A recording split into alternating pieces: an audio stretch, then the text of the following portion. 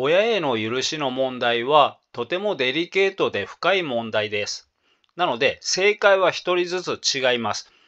誰かに強制されたり規範意識に従うのではなくて、焦らず自分のペースで進むことが大切です。また、冷たい親に愛されずに育てられたら、親に対して否定的な感情を持って当たり前です。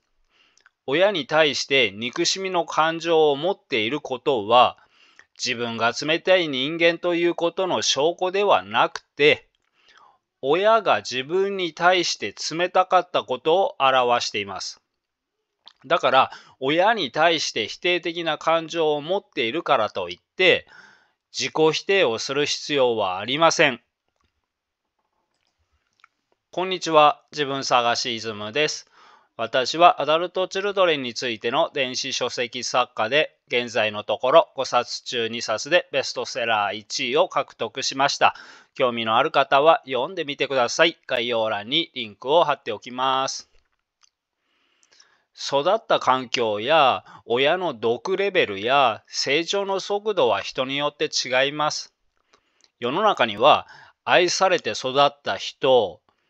十分には愛されなかったけど、部分的にはだいぶ愛されて育った人、親が心や脳や体に問題を抱えていて、ほとんど愛されて育っていない人、親が神聖の毒親で全く愛されて育っていない人など、いろいろな人がいます。なので、アダルト・チルドレンの克服に関しても一人一人違います。すべての人に正解なアドバイスなどありません。だから、親を許しましょうと正論を押し付けられると、お前に何がわかるんだと怒りを感じる方もいると思います。段階を踏まずに、時期を待たずに、親を許しなさいと言われると、逆に罪悪感や自己否定を強く感じてしまうこともあります。毒親への許しは、誰かに強制されたり、自分の気持ちに嘘をついたりして、無理してするものではなく、自分のペースで段階を踏んで自然にするものです。なので、この動画を見たら、すぐに毒親を許しましょうという提案ではありません。許せないなら許せないでいいです。それが自然です。その自然な気持ちをまず受け入れて、そして何より少しでも自分が楽になることに意識を集中させましょう。今日は親への憎しみに支配されていると自分が苦しいので、親への憎しみとどう向き合えば自分の心を楽にできるのかというテーマで話します。1、憎み続けていることによる弊害。2、親の許し方。3、ポイントの振り返りと補足。4、すぐにできること。このような順番で話します。親を恨み続けているのは自分にとってマイナスです。毒親育ちが一時的に親を憎んでいるのは自然なことですが、5年も10年も憎み続けることはマイナスです。誰かを憎み続けていても、憎まれている方は気にしなければノーダメージです。でも憎んでいる自分はダメージを受けます。例えば憎み続けていると、いつも怒りや憎しみのことを考えることになります。怒りや憎しみというのはとてもエネルギーを消耗するし、心身ともに疲れさせます。それだけではなく、このような感情をいつも感じていては、幸せを感じられる時間がなくなってしまいます。そして5年も10年も憎しみのことについて考えたり語り続けているうちに、楽しい未来を予想する能力や、今の人生をいいものと感じられる能力がなくなり、いつの間にか人生が暗黒になってしまいます。このように誰かを激しく憎み続けていると、自分を縛って自分を不幸にします。アメリカの有名な心理学者のマーティン・セリグマンは、ポジティブ心理学が教えてくれる本物の幸せの見つけ方という著書の中で、許さないという行為で加害者を直接傷つけることはできないが、許すという行為で自分自身を解放することはできるのだと言っています。では、親の許し方です。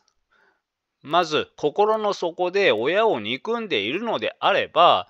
それをはっきりと意識することが大切です。ここを飛ばしたり、あるいはモヤモヤの状態のままにしておいては、無意識下で憎み続けてしまいます。頭の中で渦を巻いている得体の知れない憎しみは、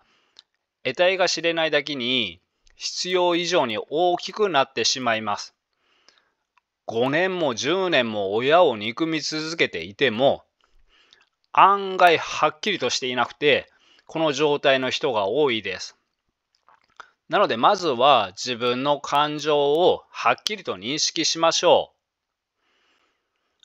う。5年も10年も憎んでいても、はっきりと意識できていないとはどういうことかというと、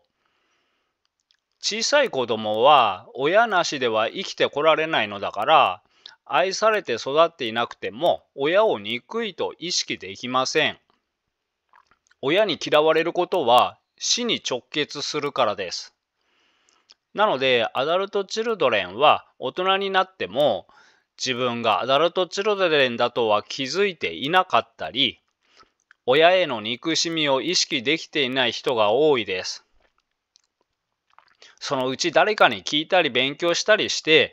親への憎しみを意識しだすと、大抵ものすごい量の、もう本当にものすごい量の憎しみを持っていたことに気づいて驚きます。気づいた後は、親がものすごく憎くて許せないと口にするようになりますが、この段階の人に、どうしてそんなに憎いのですか？何をされたのですか？と聞くと、具体的なことは答えられずに、今までの積み重ねでとにかく憎い。このように言う人がいます。特に最初のうちは、親を憎いと意識できるようになっても、自分の中ではっきりと整理ができていない人が多いです。なので、まず頭の中で渦巻いている得体の知れないものをはっきりと言語化できるように、自分の中にある憎しみや悲しみをそのまま言葉にして書き出してみましょう。幼稚園の時に膝の上に乗ろうとしたら、何甘えてんのと怒られて寂しかった。小学校の時に自分の親だけが運動会を見に来てくれなくて傷ついた。中学の時に門限を少し過ぎただけで叩かれて悔しかった。高校の時に先生の勘違いで理不尽に怒られ、そのことを親に話したら、あなたが疑われるようなことをしたんじゃないの？と親にまでも疑われて傷ついた。など、あの時にあんなことをされてこんな気持ちだったと自分の気持ちをはっきりと言語化できるようにしましょう。親に憎しみを持つなんていけないと感じる人もいると思いますが、すでに持っているのであれば、持っているのだから自分の感情を偽る方がおかしくなります。憎しみがあるならあるで、憎しみを持っている自分をそのまま受け止めましょう。次に、本当に求めていたものは何だったのか考えてみてください。優しく触れてほしかったし、甘えたかった。心の触れ合いがなくて寂しかったことに気づいてほしかった。親のイライラをぶつけるのではなく、ミスや間違ったことをしてしまった時も味方になってほしかった。誰かに理不尽に怒られた時に助けてほしかった。悲しい時に、そんなことがあったら悲しくなるよね、と気持ちを汲んでほしかった。などのようなことに気づくかもしれません。つまり、このようなニーズが満たされなかったことが怒りの根底にあるということです。人によっては、今でも必要なものもあるだろうし、もしかしたら、もういいや、と思えるものもあるかもしれません。自分の頭の中を整理した次は、自分の主体性を取り戻しましょう。つまり、自分が自分の人生のリーダーになって、自分が選択して生きていくということです。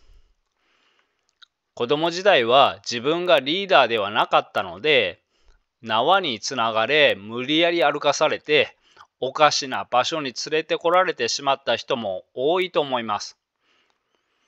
だから、なんでこんなところに連れてきたんだと怒りが湧くのも自然なことです。だからといって、親に怒っていても事態は変わりません。あるいは、まだ親をリーダーにしたままにしていても事態は悪化します。大人になったのであれば、親がつないだ縄をほどいて自分がリーダーになりましょう。自分がリーダーになるということは、自分で行き先を決められるということです。ただし、自分がリーダーなのだから、自分が選択したことによる結果の責任は、人になすりつけることはできません。親には、あなたをここに連れてくる能力しかなかったけど、あなたはここから動く能力があるはずです。もしかしたら、自分にはどうせ無理というような強い信念を持っている人もいると思いますが、それでもそれは間違った信念であって、ここから動く能力は持っているはずです。このように言われても、いや、俺にはその能力はないと断言する人もいると思います。でも、それが自己達成予言になっています。つまり、そのように信じ込んでいるから、動こうという積極的な態度になれないのです。だから本当に動けません。そして動けなかった自分を見て、ほら、やっぱり俺は動けないんだと確信しています。これがここから抜け出せないからくりなのですが、アダルトチルドレンはこの沼にはまっている人がとても多いです。なのでまずは心の中で、自分が人生のリーダーになってここを移動すると強く決心してみてください。それから今日は何を食べるか、どの道を通るかなどの小さなことを自分で決めることで、自分で選択しているという事実を感じることから始めてみてください。小さなことでも自分が現実を選んでいる、つまり現実を変えているということを感じることは自信につながっていきます。自分の主体性を取り戻したら、次は視点を変えましょう。視点の変え方の一つ目は、選択肢を増やすです。許すか許さないかの二択にすると、無理やり自分の気持ちをごまかさなければいけなくなったりして苦しくなります。例えば、親を憎み続けているのも苦しいです。あるいは、親を許そうと思っても、心は意図通りに動かないので、許せないと苦しいです。あるいは、本当は親を許せる心の準備が進んでいないのに、無理やり過去をなかったことにしても苦しいです。なので、許すか許さないの二択ではなくて、どうすれば自分の心が今より楽になるだろうかと考えてみるのがおすすめです。すると、親を正しかったということにし、親を再び愛そうとするか、親を憎み続けようとするかの二択ではなくて、自分の心の平安のために憎しみを手放すというような新しい視点が出てくるかもしれません。つまり、親に対する怒りや憎しみに支配され続けて、憎しみの人生を送るのではなく、親を心の中から追い出して、自分の本当の人生を生きようと決心するという視点です。この思考は、親への怒りを手放しても、親が正しかったということにはなりません。親がおかしかったので自分は苦労したという事実は変える必要はありません。事実は事実のままですが、でも今の憎しみにとらわれている状況から自分のために抜け出そうということです。あくまでも自分のためです。ここまでは何とかたどり着ける人も多いのではないでしょうか。でも全ての人が今毒親を許せるわけがありません。この先は親の毒レベルや本人の今いる位置や心の準備度合いにもよって変わってきます。人それぞれ親が違うので、親を許す時期も許し方も人それぞれです。これから先は一度は憎しみに支配されたけど、今は親を許そうと思っているとか、今すぐではなくても、いずれは許したいと思っている人へのアドバイスです。それ以外の人でも、今は許せなくても、頭の隅に入れておくと、3年後は許せるかもしれません。あるいは怒りを減らせるかもしれません。では視点の変え方2つ目は、親がこうだ、親が憎い、親がこれをしてくれなかったのような、親がの視点を自分の側にも向けてみましょう。例えば、不快なのに親に従い続けていたり、激しく憎み続けていたり、文句を言い続けてしまうのは、それはもしかすると、まだ親からもらえるはずだった愛を諦めきれていないのかもしれません。これはまだ親に振り回されているということです。親がこのような親でも途中で克服する人は、親は愛を持っていない人だったんだということをどこかで受け入れて諦めています。もちろんとても大事なものをもらえていないのだから、諦められなくて当然です。諦めきれない人を責めているわけではありません。それでも、親はそれを持っていないことを見抜いて諦める人もいます。諦めた人も簡単に諦めているわけではありません。苦労しながら、涙を流しながら、それでもどこかでまともな親がいる人生が良かったという理想の人生を諦め、過酷な自分の人生を引き受けています。そして、お前がどうにかしろという姿勢でいるのではなく、自分でどうにかしようという姿勢になっています。視点の変え方3つ目は、親の側からものを見てみましょう。例えば、このチャンネルの視聴者層は45歳以上の方が多いので、親を団塊の世代ぐらいと想定すると、団塊の世代は戦後の復興からの経済成長真っ只中を生きてきた世代です。当時は24時間戦えますかなどの CM があったぐらい、長時間労働や休日出勤や接待での飲み会なども当たり前の時代だったように思います。さらに核家族が主流になりだした時代でもあります。そこで父親は仕事で大変だし、ということは母親は家のことを一人でしなければなりません。さらに当時は今と違って育児の情報やアダルトチルドレンの情報などはほとんどありません。こうなると自分が親からされた子育てを見本にするしかなかったと思います。時代背景だけでもこれだけの理由があります。さらにアダルトチルドレンの親も大抵アダルトチルドレンなので、親も満足のいく子育てはされていないと思います。時代背景だけではなくて、個人的に間違った子育てをされて、トラウマを抱えてきた親たちも多いと思います。このようなことから、親も余裕がなく、ベストな愛情表現ができなかったのかもしれないと、親側からも見てみましょう。怒りの矛先を親から時代に移すようなイメージです。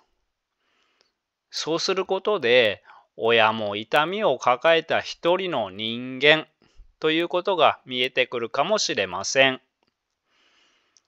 先に自分が自分の人生のリーダーになると決意することをお伝えしましたが、自分が自分の人生のリーダーになっていないと、親が子供である自分を幸せにする責任があると感じます。だから親への憎しみが湧いてきます。なので自分が自分の人生のリーダーになって、つまり親を自分の人生の責任者としないで、親のことを痛みを抱えて育ったためにこうしか生きられなかった人という見方をしてみてください。そして完璧な親などいないし、もしかしたら親も痛みを抱えた人間なりにベストを尽くしていたかもしれないと違う視点から眺めてみてください。ではポイントを振り返りながら補足します。人はそれぞれ違った脳を持って生まれてきて、それぞれ違った親に違った育てられ方をしているので、アダルトチルドレンからの克服は一様ではありません。人によって向いている療法も違ければ進むペースも違います。ましてや親への許しの問題はとてもデリケートで深い問題です。なので正解は一人ずつ違います。誰かに強制されたり規範意識に従うのではなくて、焦らず自分のペースで進むことが大切です。また、冷たい親に愛されずに育てられたら、親に対して否定的な感情を持って当たり前です。親に対して憎しみの感情を持っていることは、自分が冷たい人間ということの証拠ではなくて、親が自分に対して冷たかったことを表しています。だから親に対して否定的な感情を持っているからといって自己否定をする必要はありません。もちろん普通の親に普通に愛されて育った人は親孝行するべきですし、十分な愛情はもらえなかったけれども、部分的には愛されて育った人は再び親とのいい関係を目指すべきだと思います。でも許せないほどひどい親であったのであれば、親のことより自分のことを考えましょう。自分のことを考えるとは、例えば親が毒親で愛情を期待できないと分かったのであれば、もう親のことは放っておいて自分の人生に集中しましょう。親を激しく憎み続けているのは自分の心や体に悪影響を与えます。なので親への憎しみは自分の心の平安のために手放しましょう。このように言うと、親と縁を切っている方はあなたは間違っていると言われているように聞こえてしまうかもしれませんが、そうではありません。極端な例で、仮に親と縁を切っていたとしても、憎しみを手放すことはできます。そして、親への憎しみを手放しても、親が正しかったということにはなりません。手放すとは、親にああされた。親にこれをしてもらってない。親に仕返しがしたい。もうこのようなことを考えて、怒りメラメラになる時間を過ごさなくするということです。人間は思考に支配されています。例えば、自信がない思考をしている人は行動できません。一方、自信がある思考をしている人は積極的に行動ができます。その結果、人生に大きな差が出ます。この差は能力の差ではなくて思考の差です。アダルト・チルドレンの克服も同じです。克服できるという思考をする人は、あれも試し、これも試し、いろいろ試して、自分に合ったものを見つけて本当に克服していきます。でも、克服できないという思考をしている人は、めんどくさいワークや怖いワークはしません。だから本当に克服できません。この人の差は、人間としてのレベルの違いではなくて、思考の違いです。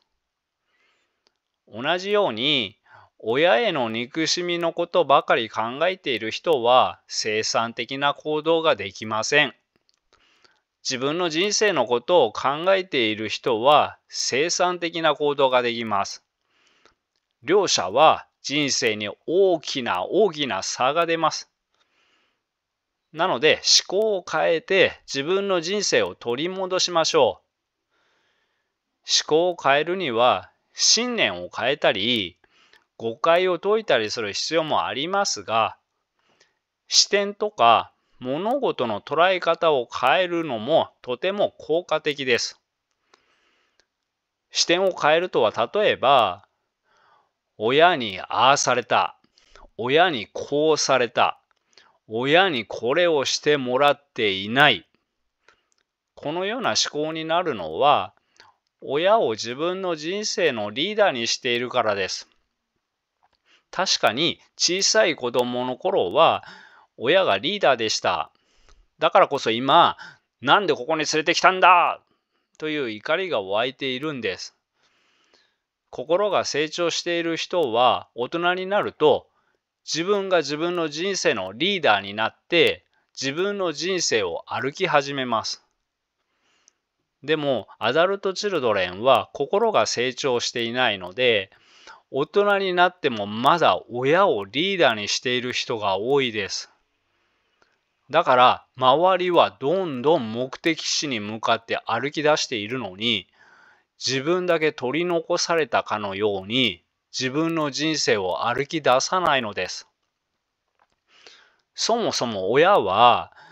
あなたを不本意な場所に連れてきた人です。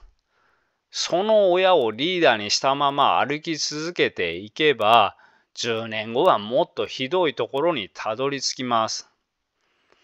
親に悪気があって、悪意でそこへ連れて行かれるのではなくて、親は何らかの問題を抱えていて、幸せになれる場所への生き方を知らないのです。自分がリーダーになるということは、今後は自分が選択をするということです。誰かの意見を聞いて参考にすることはあっても、自分が自分の責任で決定を下すということです。だからその結果、不本意な場所にたどり着いても誰のせいにもできません。でもこれはネガティブなことではなくて、自分で選択して生きている場合、失敗してもそこまで後悔や怒りが湧いてきません。失敗した時に激しい後悔や激しい怒りになるのは、誰かに従って生きているからです。アダルトチルドレンを克服するには、自分が自分の人生のリーダーになることが必要です。このような視点を持つことをお勧めします。また、親にああされた、親にこうされた、親にこれをしてもらっていない、この親にという視点から自分の方に移してみることも必要です。いつまでもあれをしてくれなかった、これをしてくれなかったと親を憎んでいるのは、まだ親から愛を求めているということです。子供が親から愛を求めることは自然なことですが、そして小さい頃にもらえなかった人が求め続けることは自然なことですが、